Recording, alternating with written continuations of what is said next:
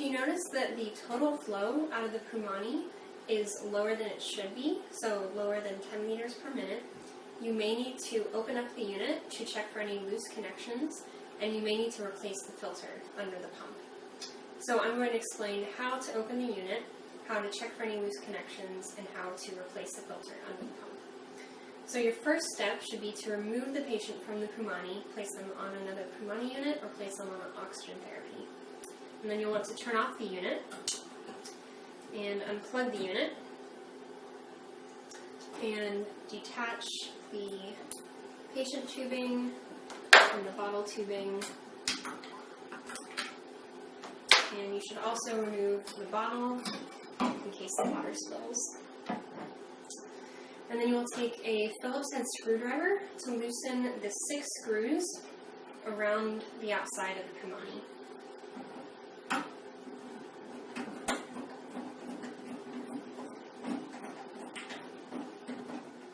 Once you've removed the screws from the outside, you can lift up and remove the lid from the unit.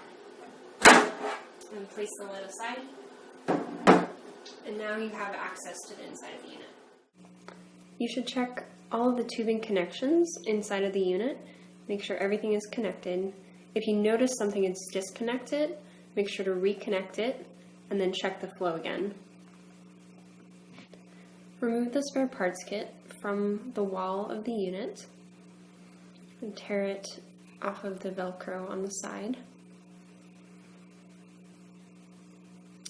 And once the kit is removed, you'll want to open the kit and view the contents. The kit should contain a service log,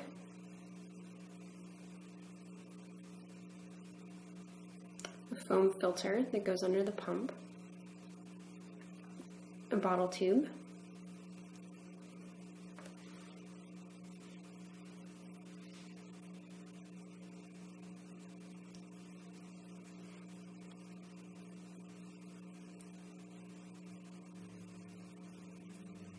and 4 rubber pump feet,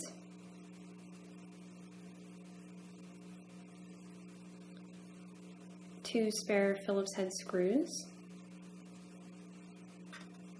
and 2 replacement fuses. To remove the filter, you'll need to remove the pump from the unit. Use a Phillips screwdriver to remove the 4 screws holding the pump to the unit. Once the 4 screws are removed from the pump, you can lift the pump up and out of the unit and turn it over. Check the filter to see if it is dirty. If it looks dirty or clogged, you'll want to remove the filter. You'll take the spare filter from the spare parts kit, and you're going to need to trim the filter down so that you can fit it under the pump. So the length of the filter is 10 centimeters, which you can see here. You're going to trim 2 centimeters off of one side and 2 centimeters off of another. So you can mark it at 2 and at 8 centimeters with a Sharpie. Then you'll take scissors and you'll cut along those 2 lines, trimming 2 centimeters off of each side of the filter. And now your filter is ready to go under the pump. You're now going to remove the old filter, take the pump and turn it upside down. You'll need to tear the filter out from under the base and tear it around the 4 rubber feet under the pump. You'll need to pull fairly hard to completely remove the filter from around the 4 feet. So continue to pull on the filter, tear the filter until it's completely detached from all 4 feet.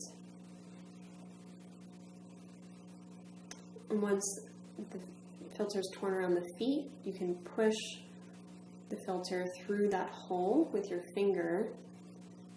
Continue to push on the filter and try to slide it out from under the base. You can also take a pen or a small pointed object and push on the filter through one of the corners until the filter becomes becomes loose and you can pull the filter out from under the base.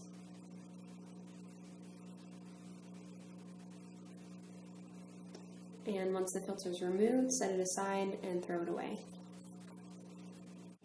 Take your new filter and you're going to insert it under the pump base so that you're covering the entrance of the pump. So you're going to compress the filter and push it into a corner and under the base over the pump. You can also use the holes in the base to try to pull the filter through. You'll need to slowly push and pull it until the filter completely goes into place. And it should fill all 4 squares on the pump base. So keep pulling it and pushing it until the filter is flat and covering all 4 holes. Now that the filter has been replaced, you can reattach the pump and base to the unit. Take the 4 screws and reattach with the screwdriver. Once you've attached all 4 screws with the screwdriver, making sure it's securely attached, you can then put the contents of the spare kit parts back into the bag and reattach the bag to the wall of the unit. And then take the lid and place the lid back on the unit, making sure it snaps into place. And then you'll take your 6 screws and secure the lid with the 6 screws.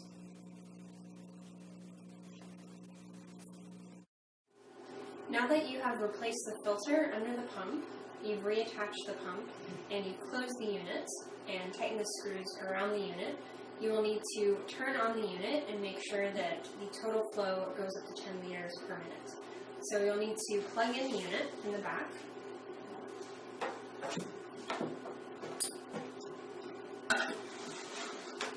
Turn on the unit and look at the total flow meter. Adjust it until it increases up to 10 liters per minute, and then set it back at the flow that you would like to provide to the patient. And now your Pumani should be working correctly.